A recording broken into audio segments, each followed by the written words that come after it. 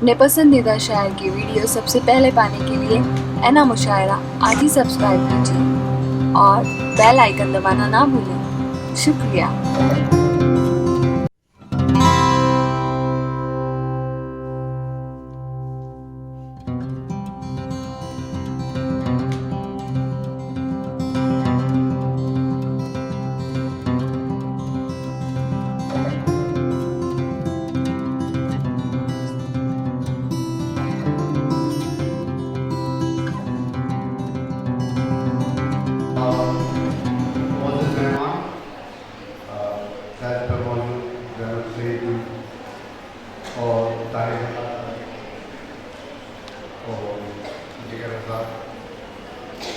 دراصل شفیع ایوب صاحب نے یہاں کہا کہ 80% جو ہے خواتین موجود ہیں، میں نے اس کو 90% کر دیا۔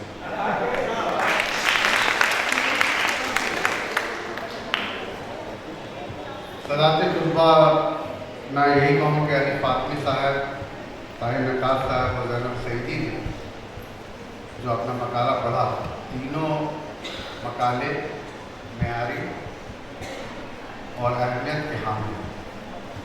علی فاطمی صاحب نے عالمی مقبولیت اور اردو کی عالمی مقبولیت اور اثر کے حوالے سے باتیں کی، بہت ہی اہم مقالہ تھا۔ کئی چیزوں پر میں اسے اتفاق نہیں کرتا ہوں، جیسے سوشل میڈیا کو انہوں نے منفی مطلب نگیٹو وے میں بات کی، میں اس کا مثبت پازیٹیو پہلو دیکھتا ہوں۔ سوشل میڈیا پر اردو کے بہت سارے ایسی چیزیں ہیں جس پر لکھی جا رہی ہیں اور پڑھی بھی جاتی ہیں، اور محبت کا اظہار بھی ہوتا ہے، محبت بانٹی بھی جاتی ہے، تو وہاں بھی لفظوں کا استعمال ہو رہا ہے۔ بس دشواری یہ ہے کہ جو پرانی نسل کے لوگ ہیں وہ بیچارے اسمارٹ فون استعمال کرنے سے جھجکتے ہیں۔ میں معذرت کے ساتھ آپ سے بات کر رہا ہوں، اور میرے ساتھ ہوا کہ بہت سارے پرانے لوگ ایسے ہیں جب ان سے ہم بات کرتے ہیں کہ بھائی آپ کو میں سکھا دوں تاکہ آپ بھی فعال ہو جائیں، آپ بھی اس طرح گفتگو، تو وہ پہلا جواب ان کا ہوتا ہے نہیں بھائی مجھے سیکھنا بھی نہیں ہے، مجھے کرنا بھی نہیں ہے۔ تو جب انگلینڈ میں جب انٹرنیٹ اور سوشل میڈیا کا کافی رجحان بڑھا، کافی لوگوں نے استعمال کیا، تو انہوں نے تمام لائبریریز میں انٹرنیٹ کی سہولیات اور اس کے علاوہ ٹریننگ کا انتظام کیا ان لوگوں کے لیے جو اوور 65 تھے، مطلب 60 سال کے اوپر ہیں، اور ان کو بتایا گیا کہ آپ اس کو سیکھیں۔ تو آپ دیکھیں اس سے فائدہ کیا ہوا کہ وہ گھر پر بیٹھ کر کے شاپنگ کرتے ہیں آن لائن، وہ جتنے لوگوں سے کانٹیکٹ ہے وہ ان کا ہو گیا۔ ظاہر سی بات ہے بوڑھا آدمی کہیں جانے سے آمد و رفت کی دشواری، صحت کی دشواری، تو اس کے جتنے فائدے ہیں انٹرنیٹ سیکھنے سے ان کے اندر آ کے اب وہ لونلی فیل نہیں کرتے ہیں، ان کو تنہائی نہیں۔ یہی چیز میں نے اپنے اردو والوں سے کہی ہے، تو معذرت کے ساتھ بھائی مجھے جواب ان کا یہی ملتا ہے کہ بھائی ہمیں نہیں سیکھنا ہے اور یہ ہمیں نئی چیزوں سے کوئی مطلب نہیں۔ تو میں ذرا یہاں پر اتفاق نہیں کرتا ہوں۔ انہوں نے بہت ساری باتیں کی، کچھ باتیں صحیح ہیں، جیسے اردو میں بہت ساری چیزیں جب لکھی جاتی ہے تو جواب بہت سارے لوگ ایک اسمائلی فیس بنا کے بھیجتے ہیں، سمبولک۔ یہاں پر میں فاطمی صاحب سے اتفاق کروں گا کہ یا تو یہ ظاہر سی بات انہوں نے کہا کہ جو ہاتھ سے لکھنے کا رواج ہے اس پر وہ صحیح کہہ رہے ہیں، جواب دینا چاہیے۔ مجھے لوگ انگریزی میں گڈ مارننگ لکھتے تو میں اسے اردو میں بھی گڈ مارننگ ہی لکھ کے بھیجتا ہوں جواب کے طور پر۔ تو چیزیں کرنے سے ہوتی ہے، اور ہم ایک دوسرے کو دیکھیں ایجوکیٹ کرنا بہت ضروری ہے۔ میں یہی سمجھتا ہوں کہ جب سماج میں یا اپنے لوگوں میں جب ہم ایجوکیٹ کریں گے تو وہ باتیں سیکھنے کو ملتی ہیں۔ اور آج کل سے میں آیا ہوں، میں یہاں بہت ساری چیزیں سیکھ رہا ہوں، میں جاؤں گا پھر اس کو سوچوں گا پھر لکھوں گا۔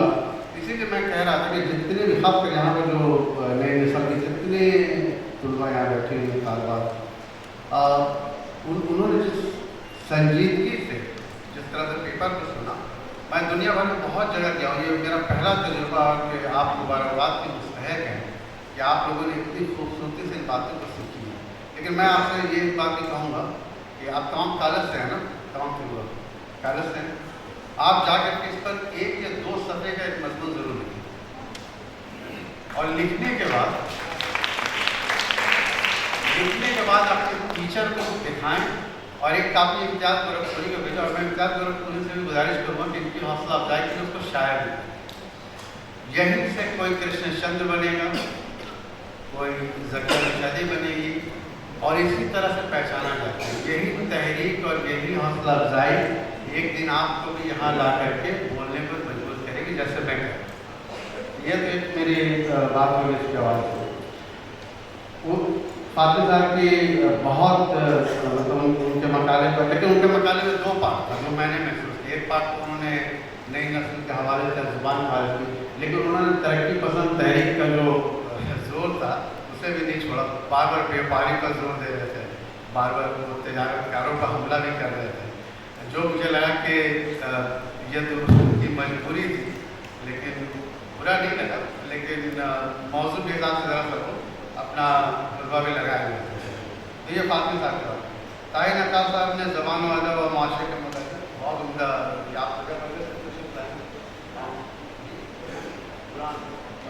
बुरहानपुर एक जगह है मध्य प्रदेश में उर्दू के बहुत काम हो रहे हैं हर जगह। इनका मकाला बहुत उम्दा था। इन्होंने अदब और ज़िंदगी का एक जो मेल मिला, खासकर इन्होंने अंग्रेज़ी के अल्फाजों को जिस तरह कहा कि हम इस्तेमाल करें। कल पता नहीं हमने ये बात कही थी कि उर्दू ज़ुबान में जिस तरह ऑक्सफोर्ड डिक्शनरी में अब पिछले 5 सालों से ये किया जा रहा है कि मुकामी ज़ुबान की जो अल्फाज हैं उनको ट्रांसलेट नहीं करके उसको इसी तरह डिक्शनरी में शामिल करने का फैसला किया।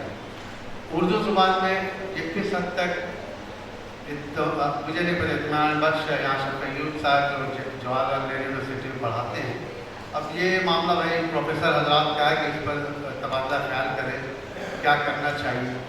चूँकि देखिए हमको रिजिड बन करके काम करने से नहीं हुआ। हम अब ज़माना बदल गया है, अब हमको सबके साथ चलना है।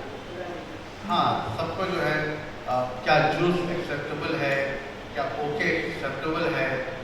यहाँ वाले जमाल का फेवरेट वर्ड होता है रियली, वो हमेशा रियली कहती वो एक्सेप्टेबल है।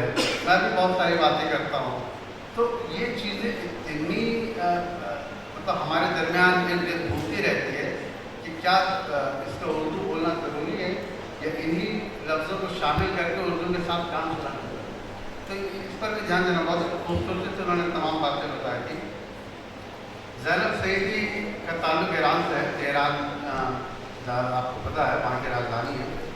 इनसे मेरी पहली मुलाकात 2015 में इस्तांबुल यूनिवर्सिटी के 100 साला जब उर्दू डिपार्टमेंट का जश्न मनाया गया था, तो मेरी वही इनसे मुलाकात थी।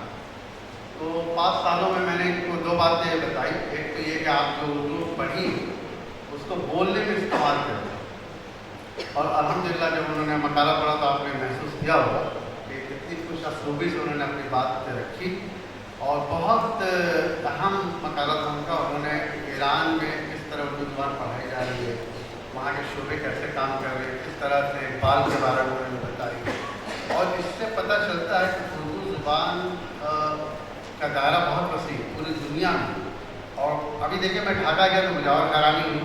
ढाका में उर्दू डिपार्टमेंट ने देखी और वहाँ बच्चों को देखा पढ़ते हुए बातें की, लेकिन हमारी जो इंफॉर्मेशन है ना, हम निगेटिव बातों को ज़्यादा हाईलाइट करते हैं, जो पॉजिटिव बातें उस पर बात नहीं करते।